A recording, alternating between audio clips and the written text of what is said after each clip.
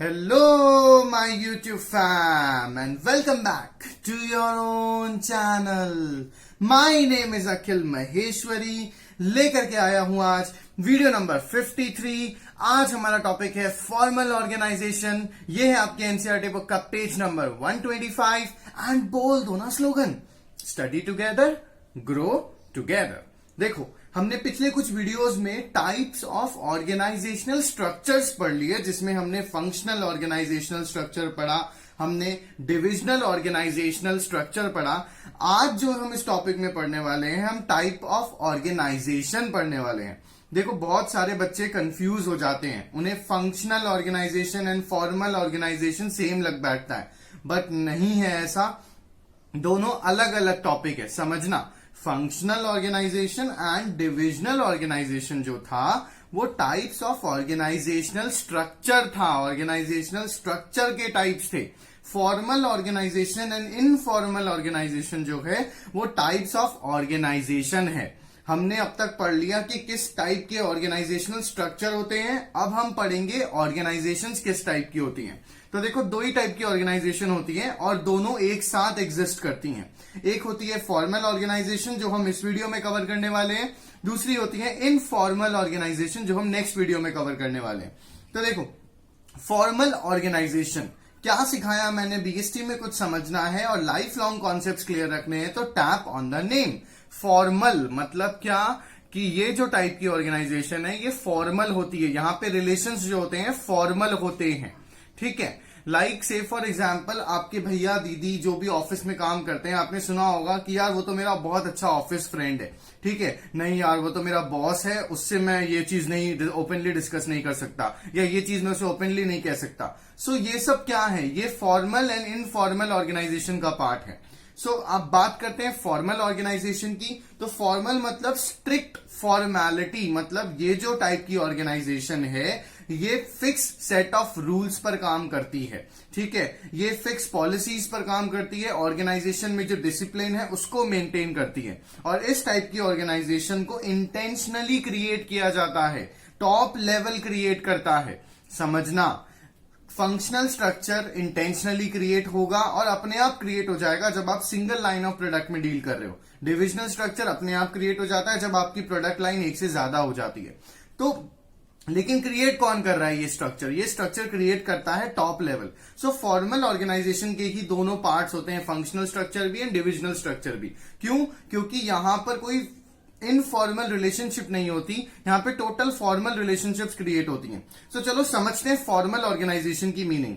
A formal organization is one with fixed set of rules, यानी कि इस type की ऑर्गेनाइजेशन में रूल्स जो होते हैं फिक्स होते हैं, सेट किए जाते हैं, ठीक है। और इन सारे रूल्स को जितने भी इस ऑर्गेनाइजेशन में लोग हैं, एम्प्लॉइज हैं, right from top to the bottom, उन लोगों को इसे फॉलो करना पड़ता है।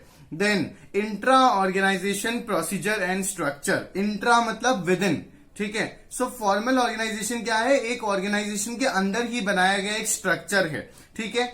Then employees have definite place in organization, और इस टाइप के ऑर्गेनाइजेशन में एम्प्लॉइज का एक डेफिनेट प्लेस होता है, मतलब उन्हें पता होता है उनका सुपीरियर कौन है, उन्हें पता होता है उनका सबऑर्डिनेट कौन है। और defined by inherent hierarchical structure, यहां पर क्या होता है, हायरार्की क्रिएट हो जाती है। हायरार्की मतलब टॉप टू बॉटम, ठीक है, कि जैसे अगर स्कूल में कोई फर्स्ट आया उसे आगे खड़ा कर दिया, जो सेकंड आया उसे उसके पीछे, और जो थर्ड आया उसे सेकंड वाले के पीछे, तो ये हायरार्की क्रिएट हो गई टॉप टू बॉटम। इस फिगर को देखो तो ये स्केलर चेन की याद दिलाता है। Formal organisation structure hierarchy create करता है, जॉब पोजीशंस यहां पर फिक्स होती हैं, ठीक है, और ये स्केलर चेन ही है। जैसे इस फिगर को अगर आप ध्यान से देखोगे तो ए जो है, ठीक है, ए के पास सबसे ज्यादा अथॉरिटी है, ए के बाद किसके पास अथॉरिटी है, बी के पास, बी के बाद किसके पास अथॉरिटी है, सी के पास, सी के बाद डी के पास, डी के बाद ई के पास। तो ई को पता है कि मेरे पास सबसे कम अथॉरिटी है और मेरे सबऑर्डिनेट में कोई नहीं है। यहां पर डी को पता है कि मेरा सबऑर्डिनेट ई है, ठीक है, और मेरा सुपीरियर सी है। तो ये एकदम फॉर्मल स्ट्रक्चर क्रिएट हुआ। एंड देन यहां पर ये फॉर्मली ही चलता है। जैसे से फॉर एग्जांपल, अगर ई को सबसे लोअर लेवल पे अगर ई को कोई प्रॉब्लम हुई तो वो सीधा ए के पास नहीं जाएगा, वो पहले डी के पास जाएगा, डी सी के पास जाएगा, सी बी के पास जाएगा एंड देन ए के पास जाएगा। या अगर ए को कोई चीज कम्युनिकेट करनी है ई को, ए टॉप लेवल पर है, ई बॉटम लेवल पर है, अगर ए को कोई चीज कम्युनिकेट करनी है ई को, तो फिर ए सीधा ई के पास नहीं जाता, ए बी को बताता है, बी सी को बताता है, सी डी को बताता है, डी ई को बताता है। सो फॉर्मल ऑर्गेनाइजेशनल स्ट्रक्चर क्या हुआ, ये वो जगह होती है जहां पर एक हायरार्की क्रिएट हो जाती है। आप देखो यहां पे एक फिक्स हायरार्की क्रिएट हो गई है, जॉब पोजीशंस फिक्स हैं, ठीक है, अथॉरिटी और रिस्पॉन्सिबिलिटी क्रिएट हुई है, सुपीरियर सबऑर्डिनेट रिलेशनशिप क्रिएट हुई है। ये हमेशा ऑर्गेनाइजेशन खुद डेलिबरेटली इंटेंशनली जानबूझकर बनाती है ताकि काम बहुत अच्छे से हो सके, ठीक है। सो फॉर्मल ऑर्गेनाइजेशन स्ट्रक्चर्स क्या होते हैं, ये क्लियरली बताते हैं कि किसको कौन सा जॉब परफॉर्म करना है, ठीक है, किसके पास कितनी अथॉरिटी है, किसके पास कितनी रिस्पॉन्सिबिलिटी है। इस फिगर को देखोगे अगर आप, तो मैं अगर आपसे पूछूं कि ई के पास कितनी रिस्पॉन्सिबिलिटी है, तो आप बोलोगे ई के पास रिस्पॉन्सिबिलिटी तो बहुत सारी है, और मैं पूछूं कि ई के पास अथॉरिटी कितनी है, तो आप बोलोगे सर क्या बात कर रहे हो, ई के पास कोई अथॉरिटी नहीं है या सबसे कम अथॉरिटी है, क्योंकि ई तो सबसे लोअर लेवल पर है।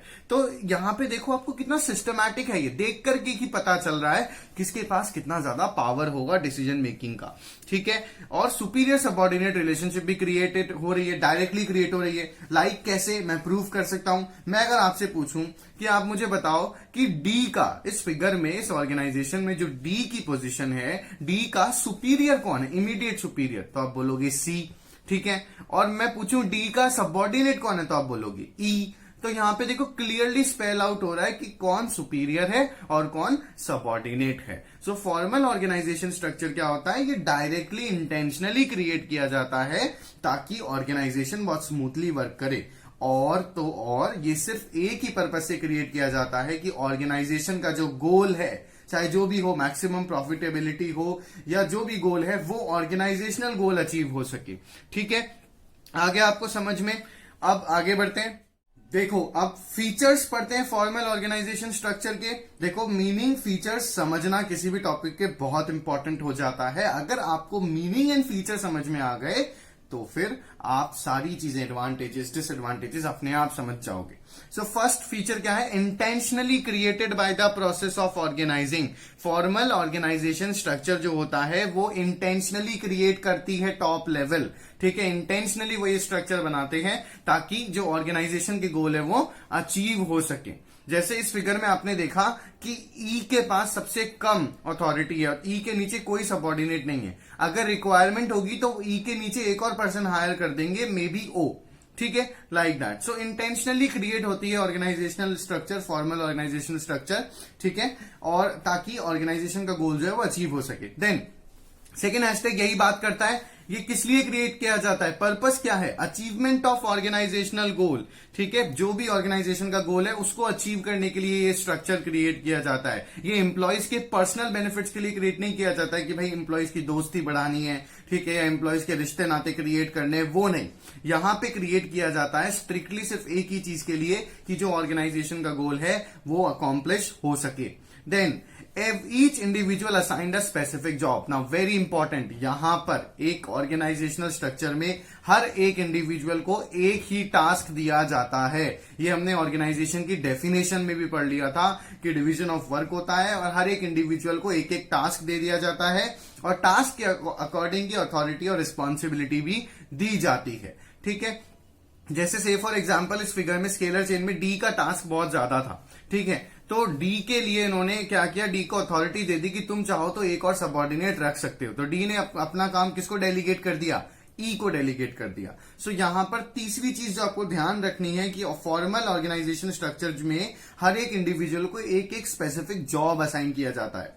Then every individual has fixed authority और सबकी अथॉरिटी फिक्स ही है। ऐसा नहीं होगा कि इस फिगर में जैसे आप देख रहे हो कि ना डी की अथॉरिटी मंडे को तो बहुत ज्यादा होगी और ट्यूसडे को ई से कम हो जाएगी, ऐसा कभी नहीं होगा। इस फिगर को जब भी आप देखोगे तो आप क्लियरली बता पाओगे कि किसके पास ज्यादा अथॉरिटी है। डी के पास ई से ज्यादा अथॉरिटी है और सी के पास डी से भी ज्यादा अथॉरिटी है। सो यहां पर फिक्स अथॉरिटी होती है, ठीक है। Then superior subordinate relationship create होती है, बिल्कुल क्रिएट होती है। आप इस फिगर को देखो ध्यान से, जो मैंने एक और फिगर यहाँ पे बनाया है, ठीक है। इसको समझना, आपको सारी चीजें और थोड़ी अच्छे से क्लियर हो जाएगी, ठीक है। ये एक ऑर्गेनाइजेशन का फिनेंस डिपार्टमेंट है, ठीक है। यहां पर क्या है, टॉप पे सीईओ। सीईओ कौन है, चीफ एग्जीक्यूटिव ऑफिसर। अब ये टॉप पर है, तो यानी कि सबसे ज्यादा अथॉरिटी किसके पास है, सीईओ के पास है। उसके नीचे कौन आया, सीएफओ।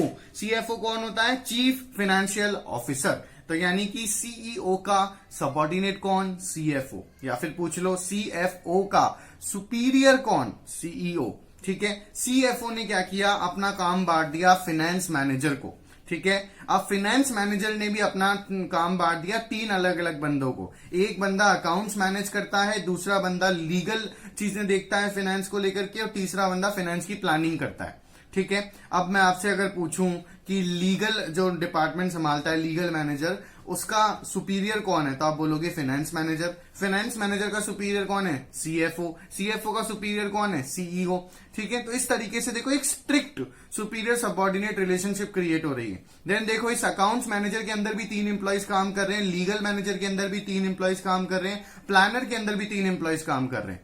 तो यहां पे आप इस फिगर को जब देखोगे क्लियरली, तो एक ऑर्गेनाइजेशनल स्ट्रक्चर बन रहा है, ठीक है। और क्लियरली समझ में आता है कि ये ऑटोमेटिक नहीं बना है, ये बनाया गया है इंटेंशनली, ताकि सुपीरियर सबऑर्डिनेट रिलेशनशिप असाइंड हो। यहां पे आपको क्लियरली पता चल रहा है कौन सुपीरियर है, कौन किसका सबऑर्डिनेट है। हर एक इंडिविजुअल को स्पेसिफिक जॉब ही दिया गया है, ठीक है। एंड देन अगर आप देखोगे तो यहाँ पे एक स्केलर चेन बन जाती है कम्युनिकेशन की। अगेन ऊपर वाले डायग्राम पे भी आप देखोगे तो स्केलर चेन बन रही है। स्केलर चेन मतलब क्या, कि अगर लीगल मैनेजर की इस एम्प्लॉय को अगर कोई प्रॉब्लम है, तो वो सीधा सीईओ के पास नहीं जाएगा, वो किससे कांटेक्ट करेगा, अपने इमीडिएट सुपीरियर से। कौन है उसका immediate superior, legal manager. Legal manager किसके पास जाएगा, अपने इमीडिएट सुपीरियर के पास, फाइनेंस मैनेजर के पास। फाइनेंस मैनेजर उस प्रॉब्लम को लेके किसके पास जाएगा, सीएफओ के पास। CFO finally top most authority पे सीईओ के पास जाकर के डिस्कस करेगा। तो ऐसा नहीं होगा कि अगर किसी एम्प्लॉय को एकदम लोअर लेवल पे प्रॉब्लम है तो सीधा जाकर के सीईओ से कांटेक्ट कर ले, ऐसा नहीं होगा। रैदर एक सुपीरियर सबऑर्डिनेट रिलेशनशिप क्रिएट होगी, एक चेन ऑफ कमांड बनेगी, ठीक है। एकदम देखो चेन में चल रहा है ये, ठीक है। इस तरीके से या इस तरीके से ये चल रहा है, ठीक है। So what is formal organizational structure, ये इंटेंशनली क्रिएट किए जाते हैं मैनेजर्स के द्वारा, मैनेजमेंट के द्वारा, ठीक है। दूसरा, यहां पर ऑर्गेनाइजेशनल गोल्स को तवज्जो दी जाती है, ऑर्गेनाइजेशनल गोल्स अचीव किए जाते हैं। हर एक इंडिविजुअल को एक स्पेसिफिक टास्क ही मिला हुआ है। जैसे यहां पे फाइनेंस मैनेजर जो है उसने भी अपने काम को बांट दिया, तो अकाउंट्स मैनेजर के पास एक स्पेसिफिक टास्क है, उसे सिर्फ अकाउंट संभालने। लीगल मैनेजर के पास एक स्पेसिफिक टास्क है, उसे सिर्फ लीगैलिटी देखनी है फाइनेंस को लेकर के। प्लानर के पास एक स्पेसिफिक टास्क है कि उसे सिर्फ प्लान करना है कि फाइनेंस कहां से बेटर आ सकता है, ठीक है। देन यहां पर फिक्स अथॉरिटी होती है सबकी, ठीक है। अकाउंट्स मैनेजर की अथॉरिटी किसी भी दिन ऐसा नहीं होगा कि सीईओ के से ज्यादा हो, कि आज संडे है तो अकाउंट्स मैनेजर सोचे कि चलो आज संडे, आज मेरी अथॉरिटी ज्यादा कर दो बोर्ड ऑफ डायरेक्टर से या सीईओ से ज्यादा, तो ऐसा कभी नहीं होगा, ठीक है। देन यहां पे एक सुपीरियर सबऑर्डिनेट रिलेशनशिप क्रिएट हो रही है। क्लियरली पता चल रहा है who has to report to whom, कौन किसको रिपोर्ट करेगा और कौन किसको ऑर्डर्स देगा, ठीक है। कौन कितना रिस्पॉन्सिबल होगा। देन यहां पे एक स्केलर चेन बन रही है कम्युनिकेशन की। कैसे, कि लोअर लेवल ऑफ एम्प्लॉय अगर डायरेक्ट लेवल पे कॉल करना चाहता है तो वो डायरेक्टली नहीं कर सकता, उसे अपने इमीडिएट सुपीरियर को बोलना पड़ता है। आया आपको समझ में फॉर्मल ऑर्गेनाइजेशन के फीचर्स। फॉर्मल ऑर्गेनाइजेशन की एडवांटेजेस की, इनके बेनिफिट्स की बात करूं, क्या फायदा होता है फॉर्मल ऑर्गेनाइजेशन का, तो सबसे पहले सिस्टमैटिक वर्किंग, इस चीज को समझना। सिस्टमैटिक वर्किंग मतलब कैसे, results in systematic and smooth flow of an organization. यहां पे क्लियरली पता है किसको क्या काम करना है, कितना काम करना है और किसके पास कितनी अथॉरिटी है, तो सब कुछ बहुत सिस्टमैटिक चलता है। कोई लड़ाई झगड़े नहीं होंगे, टोटल फॉर्मल रिलेशनशिप क्रिएट होगी। और जब formal relationship, professional relationship create होगी, तो जिस काम के लिए सारे बंदे ऑफिस में बैठे हैं, यानी कि ऑर्गेनाइजेशन के गोल को अचीव करने के लिए, वो गोल्स अचीव हो जाएंगे। समझना, भले चाहे हो सकता है सीईओ और सीएफओ की दोस्ती हो, दोनों रिश्तेदारी हो, बट प्रोफेशनली क्या होगा, सीईओ बड़ा होगा और वो ऑर्डर देगा सीएफओ को, और सीएफओ को वो सारा काम करना पड़ेगा। सो यहाँ पे सिस्टमैटिक वर्किंग होती है, काम बिल्कुल सिस्टमैटिक होता है, ठीक है। ऐसा कभी नहीं होगा कि सीएफओ ऐसे बोल दे सीईओ को ऑफिस के अंदर प्रोफेशनली कि यार अपन तो अच्छे दोस्त हैं, तू मेरे साथ ऐसे कैसे कर सकता है, तो मुझे ऑर्डर कैसे दे सकता है, ऐसा नहीं होगा, ठीक है। दोस्त होंगे अपने घर पे, यहाँ पे professional, strict professional relationship create हो रही है। Then second, achievement of organizational objectives. तो जब सब कुछ बहुत स्मूथ चलेगा, सिस्टमैटिक चलेगा और सब एक ही डायरेक्शन में काम करेंगे, right from the lower level employee to the chief executive officer जो टॉप लेवल पर है, सीईओ, सब जब एक ही लेवल पे एक ही चीज के लिए काम करेंगे तो ऑर्गेनाइजेशनल गोल ऑटोमेटिकली बहुत स्मूथली अचीव हो जाएगा। और ये तो फॉर्मल ऑर्गेनाइजेशन जो है कौन क्रिएट करता है, टॉप लेवल इंटेंशनली क्रिएट करता है, ताकि स्टैब्लिश इसीलिए की जाती है ऑर्गेनाइजेशनल ऑब्जेक्टिव्स अचीव हो सके। सो फॉर्मल ऑर्गेनाइजेशन में ऑर्गेनाइजेशनल ऑब्जेक्टिव्स अचीव हो सकेंगे। नाउ थिंक, सीईओ और सीएफओ कोई प्रोफेशनल रिलेशनशिप नहीं रखते, उल्टा उनकी जो पर्सनल फ्रेंडशिप है वो ऑफिस में भी होती, तो क्या कभी सीईओ ऑर्डर दे पाता सीएफओ को? कभी नहीं दे सकता था। सीएफओ बोलता कि यार तू दोस्त है, मेरा भाई है, मेरे को ऑर्डर कैसे दे रहा है तू, राइट? सो एक जब प्रोफेशनल सिस्टमैटिक वर्किंग होगी तो फिर ऑर्गेनाइजेशन का जो गोल है जिसके लिए वो सब ऑफिस में बैठे हैं वो काम अचीव हो सकता है। Then no overlapping of work. Overlapping of work मतलब डुप्लीकेशन ऑफ वर्क नहीं होगी। जैसे उस फिगर को आप ध्यान रखोगे तो अकाउंट्स मैनेजर का फाइनेंस डिपार्टमेंट में काम क्या है, वो सिर्फ अकाउंट संभाल रहा है, ठीक है। और प्लानर का काम क्या है, वो फाइनेंस की प्लानिंग कर रहा है कि भाई कहां से कितना फाइनेंस कितना बेस्ट वे में लाना है। तो कभी भी ऐसा नहीं होगा कि अकाउंट्स मैनेजर प्लानिंग भी कर ले या प्लानिंग मैनेजर अकाउंट्स भी बना के बैठ जाए। दोनों कभी भी एक जैसा काम नहीं करेंगे। क्यों? क्योंकि आपने सबको, हर एक इंडिविजुअल को एक ही टास्क दिया है, तो वो उनको पता है कि उनका काम क्या है, उन्हें दूसरे काम पर दिमाग नहीं लगाना। सो एज अ रिजल्ट क्या होगा, no chance of duplication of work. कोई डुप्लीकेशन नहीं होगा वर्क का, काम बहुत सिस्टमैटिक हो जाएगा। हमने पढ़ा कि फॉर्मल ऑर्गेनाइजेशन में डिपार्टमेंट्स क्रिएट होते हैं। अब चाहे आप सिंगल प्रोडक्ट बना रहे हो तो फंक्शनल स्ट्रक्चर, दो प्रोडक्ट बना रहे हो तो डिविजनल स्ट्रक्चर क्रिएट हो जाता है। देन बात की जाए कोऑर्डिनेशन की। So formal organisation structure results in coordinating the activities of various department. तो यहां पे क्या होता है, कोऑर्डिनेशन जो है वो बहुत स्ट्रांग होता है। कैसे? देखो कितना स्ट्रांग कोऑर्डिनेशन है, समझना इस चीज को। अगर फाइनेंस मैनेजर को कोई प्रॉब्लम है तो उसे चीफ एग्जीक्यूटिव ऑफिसर के पास नहीं जाना, उसे सीएफओ के पास जाएगा, वो उस फिगर के अकॉर्डिंग सीएफओ सीईओ के पास जाएगा। तो टोटल स्ट्रांग कोऑर्डिनेशन हो रही है। किसी भी सिचुएशन में ये कोऑर्डिनेशन नहीं बिगड़ती, है ना। अब आप बोलोगे गैंग प्लैंक तो होता है स्केलर चेन में, पर याद रखना क्या पढ़ाया था मैंने, गैंग प्लैंक जो होता है सेम लेवल पर होता है, ठीक है, अलग लेवल्स पर नहीं हो सकता। देन बात की जाए creation of chain of command. तो इस फिगर को देखो, यहाँ पे एक चेन ऑफ कमांड क्रिएट हो रही है। मैंने फीचर में भी समझाया कैसे। सीईओ किसको कमांड दे रहा है, सीएफओ को। सीएफओ किसको कमांड दे रहा है, फाइनेंस मैनेजर को। फाइनेंस मैनेजर किसको कमांड दे रहा है, अपने अंडर जो सबऑर्डिनेट आ रहे हैं। तो यहाँ पे एक चेन चल रही है, एकदम चेन, एक सिस्टमैटिक तरीके से कमांड फ्लो हो रही है, ठीक है।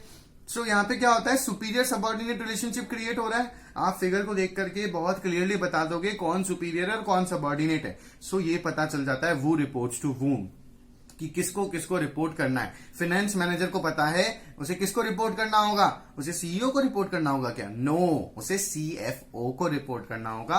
और सीएफओ किसको रिपोर्ट करेगा, सीईओ को। सो यहां पे चेन ऑफ कमांड क्रिएट हो जाती है। Then more emphasis focus on work. तो देखो इस पॉइंट को समझना कि भाई जो ऑर्गेनाइजेशन में एम्प्लॉयज काम कर रहे हैं तो वो इंसान ही हो सकता है, उनके बीच दोस्ती हो जाए, हो सकता है उनके बीच रिलेशन हो जाए, ठीक है। लेकिन यहां पर फॉर्मल ऑर्गेनाइजेशन जो होती है, यहां पे जीरो टॉलरेंस होता है इन सब चीजों के लिए। इनफॉर्मल चीजें नहीं होती यहाँ पे स्ट्रिक्टली इसीलिए बनाई जाती हैं ताकि जो ऑर्गेनाइजेशनल गोल है उसको अचीव किया जाए, किसी जो एम्प्लॉय है उसका इंटरपर्सनल रिलेशंस अचीव करने के लिए नहीं की जाती है। मैंने जैसे आपको बताया, सपोज करो सीईओ और सीएफओ अगर दोस्त हैं, उनके बीच में दोस्ती है, तो कभी भी ऐसा नहीं होगा कि प्रोफेशनली उनकी दोस्ती उनके बीच में आएगी। प्रोफेशनली सीईओ ही सीनियर होगा और वो कमांड देगा सीएफओ को, नो मैटर वो कितने अच्छे दोस्त हों। सो यहाँ पे सिर्फ और सिर्फ काम पर फोकस होता है, जो कि एक ऑर्गेनाइजेशन के लिए बहुत अच्छी चीज है।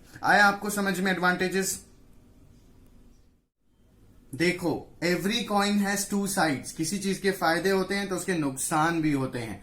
फायदे बहुत सारे हैं फॉर्मल ऑर्गेनाइजेशन के। बात करूं नुकसान की तो सबसे पहले डिले इन एक्शन। क्यों भाई डिले इन एक्शन? मान लो जो अकाउंट्स मैनेजर है, जो फाइनेंस डिपार्टमेंट के अंदर काम कर रहा है, अंडर काम कर रहा है, उसको अगर कोई इमरजेंसी के कोई कॉन्टिजेंट सिचुएशन है तो भी वो सीधा जाकर के सीएफओ या सीईओ को कांटेक्ट नहीं कर सकता। उसे एक पूरा चेन ऑफ कमांड फॉलो करना पड़ेगा, स्टेप बाय स्टेप चलना पड़ेगा। सो कभी कभार क्या होता है, इमरजेंसी की सिचुएशन में एक्शन जो होते हैं उनमें बहुत डिले हो जाता है, ठीक है। While following scalar chain and chain of command, action gets delayed in formal structure. Red tapism आ जाता है, एक्शन बहुत डिले हो जाता है क्योंकि एक इंसान से दूसरे इंसान के पास जाएगा, दूसरे से तीसरे के पास, चेन ऑफ कमांड में ही चलेगा ये हमेशा, क्योंकि ये स्ट्रिक्ट फॉर्मल है, आप इसे कभी इनफॉर्मल नहीं कर सकते, right. So that is why क्या होता है, एक्शन जो होते हैं, डिसीजन मेकिंग जो होती है वो कभी कभार बहुत स्लो हो जाती है, और जो कि हो सकता है इमरजेंसी की सिचुएशन में फास्ट रिक्वायरमेंट हो इंफॉर्मेशन फ्लो की, ठीक है। Then ignores social need of employees, very important. देखो, एक ऑर्गेनाइजेशन में जो एम्प्लॉइज काम कर रहे हैं वो है तो इंसान ही ना, रोबोट थोड़ी ना है। अगर वो वहां काम कर रहे हैं तो उनके बीच में पर्सनल रिलेशनशिप्स भी क्रिएट होंगे। लाइक हो सकता है, ऑब्वियसली आपने सुना होगा कि आप बोलो, आपके भैया या दीदी अगर काम करते होंगे ऑफिस में तो वो बोलते होंगे कि तो मेरा बहुत अच्छा फ्रेंड है ऑफिस का, ठीक है। सो उनकी खुद की सोशल नीड्स भी होती है ना, उनकी साइकोलॉजिकल नीड्स भी होती है। लेकिन फॉर्मल ऑर्गेनाइजेशन क्या करता है, सिर्फ और सिर्फ फॉर्मल रिलेशनशिप्स पर फोकस करता है। यहां इनफॉर्मल रिलेशनशिप्स नहीं होती, इंपॉर्टेंस ही नहीं दी जाती साइकोलॉजिकल या सोशल नीड्स ऑफ एम्प्लॉइज की। उन्हें सिर्फ रोबोट की तरह काम करवाया जाता है। सपोज करो आपको कोई सिर्फ ऑर्डर ऑर्डर ऑर्डर दे, आपसे दो प्यार से बैठ करके इनफॉर्मल बातें ना करे, तो क्या होगा, आपको कितना बुरा फील होगा। सो क्या होता है, एम्प्लॉइज की डीमोटिवेशन आ जाती है। सपोज करो आप किसी जगह काम कर रहे हो, ठीक है, आप किसी क्लास में बैठे हो, आप अकेले बैठे हो, आपका कोई दोस्त ही नहीं है वहां, आप सिर्फ वहां पढ़ रहे हो चुपचाप, तो कितनी बोरिंग हो जाएगी आपके लिए आपकी स्कूलिंग, है ना। तो उसी तरीके से जो एम्प्लॉइज होते हैं उनकी सोशल नीड्स को ये इग्नोर कर देता है, ये सिर्फ प्रोफेशनल रिलेशनशिप्स में बिलीव करता है। देन बात की जाए थर्ड, तो emphasis on work only. Again formal structure जो है वो सिर्फ काम को इंपॉर्टेंस देता है, ह्यूमन रिलेशंस को इंपॉर्टेंस नहीं देता, क्रिएटिविटी को इंपॉर्टेंस नहीं देता, टैलेंट को इंपॉर्टेंस नहीं देता, ठीक है। लाइक से फॉर एग्जाम्पल, अगर किसी अकाउंट मैनेजर को चोट लग गई है, उसका एक्सीडेंट हो गया है, तो सीईओ जानता भी नहीं होगा, अगर एक बड़ी ऑर्गेनाइजेशन होगी, कि अकाउंट मैनेजर कौन है। हो सकता है उसे कभी पर्सनली हॉस्पिटल में मिलने ही नहीं जाए। तो इससे क्या हुआ कि सिर्फ काम को इंपॉर्टेंस दी जाती है, कोई ह्यूमन रिलेशन क्रिएट नहीं हो रहा है, ठीक है। किसी की क्रिएटिविटी से कोई मतलब नहीं है। कोई बहुत अच्छा सिंगर है सपोज करो ऑर्गेनाइजेशन में, तो उसकी सिंगिंग से मतलब नहीं है, उनको सिर्फ उसकी जॉब से मतलब है। वो अपना काम जो उसको काम सौंपा गया है, डेलीगेट किया गया है, वो अच्छे से करे। सो ये एक बहुत बड़ा एम्फेसिस ऑन वर्क। एक तरफ जहां एडवांटेज है कि सिर्फ हाँ भाई ऑर्गेनाइजेशन का काम होगा, दूसरी तरफ डिसएडवांटेज भी हो जाता है। नाउ थिंक ऑफ, आपके स्कूल में आपको टीचर पढ़ाने आए और वो आपसे एक जोक भी ना मारे क्लास में, थोड़े से हंस के भी बात नहीं करे, सिर्फ टोटली पढ़ाता जाए या पढ़ाती जाए, तो क्या होगा, आप कितने ज्यादा बोर फील करोगे, है ना। आपका सर्वाइवल उस क्लास में मुश्किल हो जाएगा और बहाने बनाओगे, वॉशरूम के बहाने, कभी यहां भागोगे कभी वहां भागोगे, राइट। सो ये था फॉर्मल ऑर्गेनाइजेशन। अगले वीडियो में पढ़ाऊंगा इनफॉर्मल ऑर्गेनाइजेशन। इस वीडियो को ध्यान से देखना, पॉज करके आराम से शांति से बार बार समझना। फिर भी कुछ नहीं समझ में आए तो कमेंट सेक्शन में जाकर के पूछ लेना। Thank you so much for watching my video. Stay tuned, stay safe, and like, share and subscribe, okay?